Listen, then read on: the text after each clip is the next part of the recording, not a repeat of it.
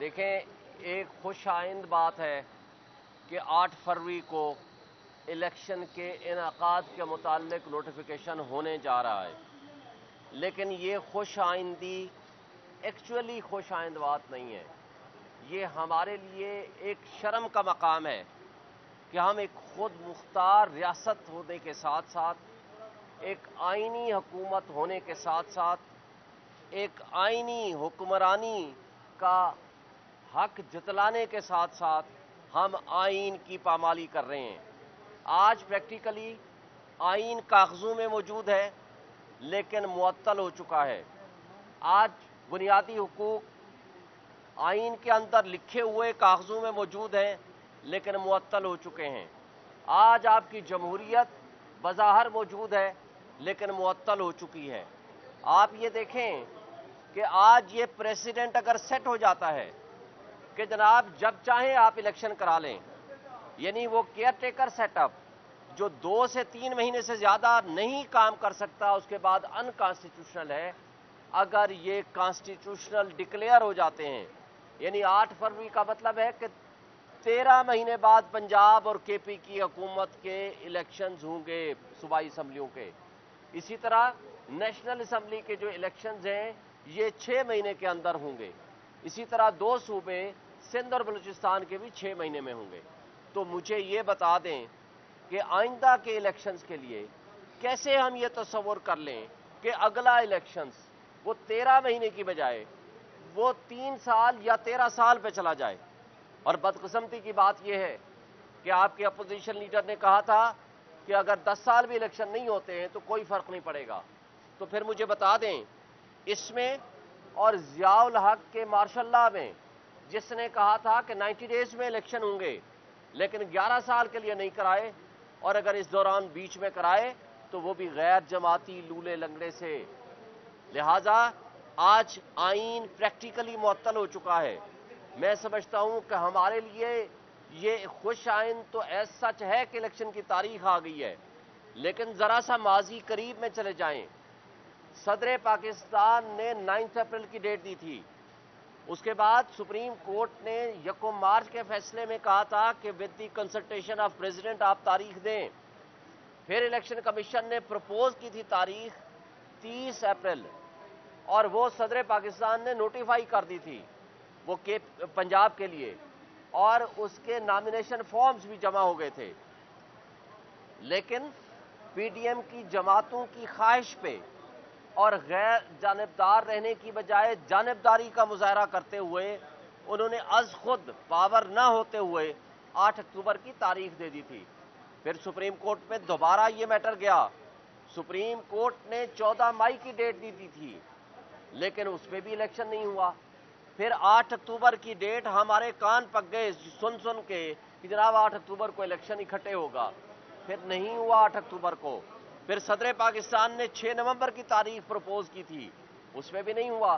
Election commission نے president of Pakistan جو کہ آئینی سربراہ ہیں آپ کی ریاست کے، اس کو کنسلٹیشن میں ملنے کی بجائے ایک خط کے ذریعے کہا کہ ہم آپ کو ملنا نہیں چاہتے اور آپ کے پاس کوئی پاور نہیں ہے۔ پھر آپ نے یہ بھی دیکھا کہ الیکشن کمیشن نے اسی دن امریکن ایمبیسڈر سے تو ملنا پسند کیا لیکن آئینی سربراہ سے ملنا پسند نہیں کیا۔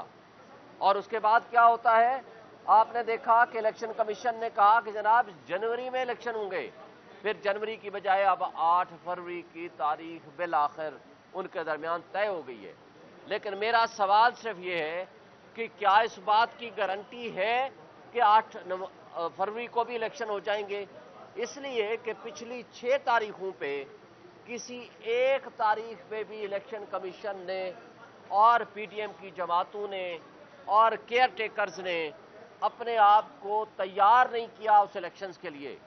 آج ایک لاڈلے سپر لاڈلے نواز شریف اور پی ایم ایل این کے لیے سارے ریاستی ادارے باندی بن کے کھڑے ہوئے ہیں۔ آپ نے دیکھا کہ ایک اشتہاری مجرم نواز شریف جب لندن میں بیٹھا 4 سال سے اس قانون کا مذاق اڑا رہا تھا، وہاں آپ کا ریاست کا ایک مجرم ہے اور ریاست کا ایک ملازم ڈاکٹر فیصل اس کو کس طرح پروٹوکول دے رہا تھا اور کس طرح اس کو بیانیہ یاد کرا رہا تھا، سوال یہ پیدا ہوتا ہے کیا یہ کیئر ٹیکرز کے کہنے پہ کر رہا تھا یا مقتدر طبقوں اور حلقوں کے کہنے پہ کر رہا تھا؟ اور اگر ایسا نہیں تھا تو کیا آج تک اس کے خلاف کوئی ایکشن ہوا ہے؟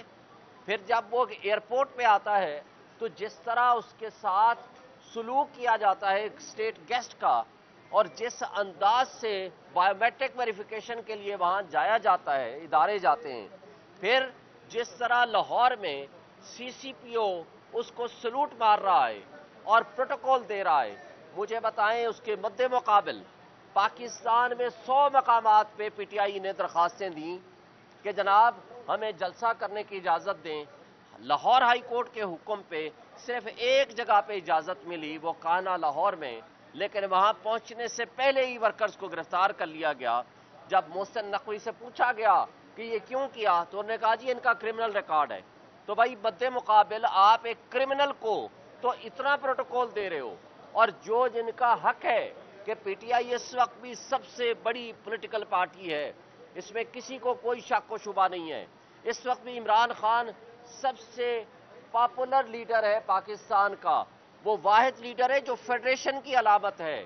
آپ اگر اس کو زور، زبردستی، جبر اور بربریت سے آپ پی ٹی آئی کو کرش کرنے کی کوشش کریں گے تو اس کا نقصان فیڈریشن کو ہوگا، اس کا نقصان ریاست کو ہوگا، اس کا نقصان ریاستی اداروں کو ہوگا۔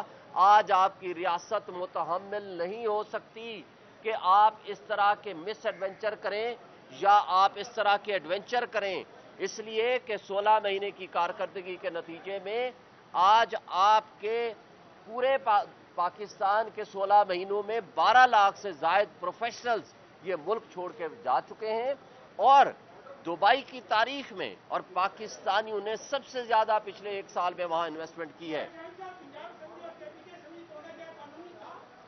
جی میں آپ کو اس کا جواب دیتا ہوں، میں اپنی بات ختم کر لوں۔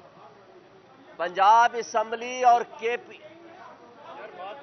پنجاب سن لیں، جواب سنیں۔ پنجاب اسمبلی اور کے پی اسمبلی آئین اور قانون کے مطابق توڑنا جائز تھا، اس لیے کہ آئینی طور پر آپ کوئی کسی چیف منسٹر سے یا پرائم منسٹر سے نہیں پوچھ سکتے کہ آپ کی ایڈوائس قابل قبول ہے یا نہیں ہے۔ اس سے آپ ثابت ہوں کہ اگر کے پی کے اسمبلی توڑنا ناجائز ایڈوائس تھی تو گورنر کے پی جو آج بھی بیٹھا ہوا ہے اس نے خود اس ایڈوائس کو ایکسیپٹ کیا اور ڈیزالو کی۔ پھر دوسری بات، پرائم منسٹر اور موجودہ جو 2 صوبائی اسمبلیاں ہیں بلوچستان اور سندھ کی، مجھے بتائیں 3 دن پہلے کیوں ڈیزالو کر دیں؟ اس لیے کہ آئین کے اندر ایک شق موجود ہے، جب تک یہ آئین ہے تو یہ اس آئین کا تقاضا ہے کہ کوئی بھی شخص جو چیف منسٹر کے عہدے پہ ہو یا پرائم منسٹر کے عہدے پہ ہو، جب وہ ایڈوائس دے گا تو پریزیڈنٹ آف پاکستان یا گورنر پابند ہے اس کو توڑ دے، اور اگر نہیں توڑے گا تو 48 آورز کے بعد آٹومیٹیکلی ڈیزالو ہو جائے گی۔ لہذا آپ کے کوشچن کے بعد آگے میں ایک بات کہہ دوں، اس وقت عمران خان کے خلاف سائفر مقدمہ بنانا ہی غلامی کی بدترین مثال قائم کرنا ہے۔ جو مجھے بتائیں جس شخص نے ملک کی سلامتی اور خود مختاری کا دفاع کیا ہو اس کو آپ کہتے ہو ملزم ہے، اور جس شخص نے کہا بیگرز آر ناٹ چوزرز اس کو آپ نے پرائم منسٹر اور مدعی بنا دیا، اور جس شخص نے کہا کہ امریکہ ہمارا وینٹیلیٹر ہے اس کو آپ نے ڈیفنس منسٹر بنا دیا۔ پھر یہ جو فیصلہ کیا جسٹس عامر فاروق صاحب نے وہ ٹوٹلی غلط ہے۔ کہا گیا کہ جناب اسد مجید کو بلایا گیا، اس نے کہا ہاں سائفر کے کنٹینٹس تو درست ہیں، لیکن یہ کہا کہ سازش کا نہیں ہوئی۔ بھائی سازش کا پتہ کرانا تو کسی کمیشن کے ذریعے سازش کا پتہ کرانا تھا، وہ حکومت پاکستان نے سازشی کرداروں کو ڈگ آؤٹ کرنا تھا۔ وہ آپ نے اس سپریم کورٹ کی ججمنٹ کے اندر لکھا ہوا ہے کہ آپ اس میں کمیشن بنائیں، اور کمیشن بنانے کے لیے عمران خان نے جسٹس ریٹائرڈ طارق کی سربراہی میں کمیشن بنایا جس کو اس نے معذرت کر لی۔ پھر شہباز شریف نے فلور آف دی ہاؤس پہ کھڑے ہو کر کہا تھا کہ دھمکی آمیز گفتگو تھی، لیکن میں اس میں کمیشن بناؤں گا سازشی کردار کو ڈگ آؤٹ کرنے کے لیے، لیکن وہ نہیں بنایا کیونکہ سازشی کردار تو وہ خود تھے۔ اب اس کے آگے آپ جائیں، نیشنل سیکورٹی کمیٹی نے 2 دفعہ اس کے اپنے منٹس جاری کیے جس نے انہوں نے US ایمبیسڈر کو ڈیمارش کیا. تو یہ وہ ساری چیزیں جب آپ کے سامنے آئیں گی تو میں سمجھتا ہوں کہ آپ کو یہ ثابت کرنا پڑے گا کہ یہ سائفر کا مقدمہ سوائے پولیٹیکل وکٹمائزیشن کے اور کچھ بھی نہیں ہے. پھر آپ نے دیکھا جس کیس میں کل کیس لگا ہوا تھا جسٹس میاں گل حسن اورنگزیب، جسٹس ارباب طاہر صاحب، اور رات کو ہی وہ بینچ بدل دیا گیا. تو یہ جو کچھ ہو رہا ہے اسلام آباد میں، تو ہمیں افسوس سے کہنا پڑتا ہے کہ یہ جو مینوپولیشن ہے، یہ جو کیسز فکسیشن ہے، یہ بہت غلط طریقے سے جاری ہے.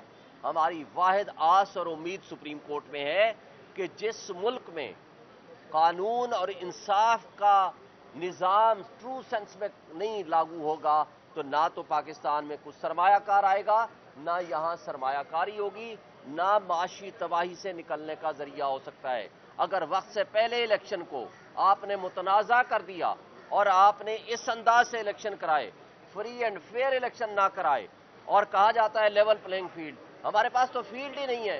لیول ہم خود کر دیں گے، ہمیں فیلڈ پرووائڈ کر دیں.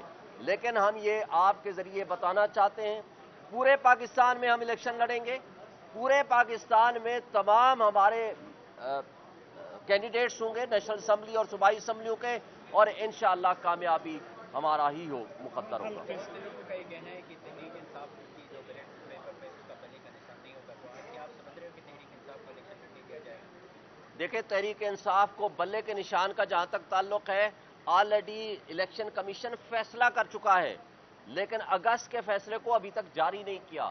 میں ان سے مطالبہ کرتا ہوں کہ فوری طور پر آپ اس فیصلے کو جاری کریں جو میڈیا کی موجودگی میں آپ نے فیصلہ سنایا تھا. اس کا مطلب ہے کہ الیکشن کمیشن کے اوپر پریشر ہے، جس کی وجہ سے وہ اپنا فیصلہ اناؤنس کرنے کے بعد وہ لکھ کے ہمیں پرووائڈ نہیں کر رہے سرٹیفائڈ کا.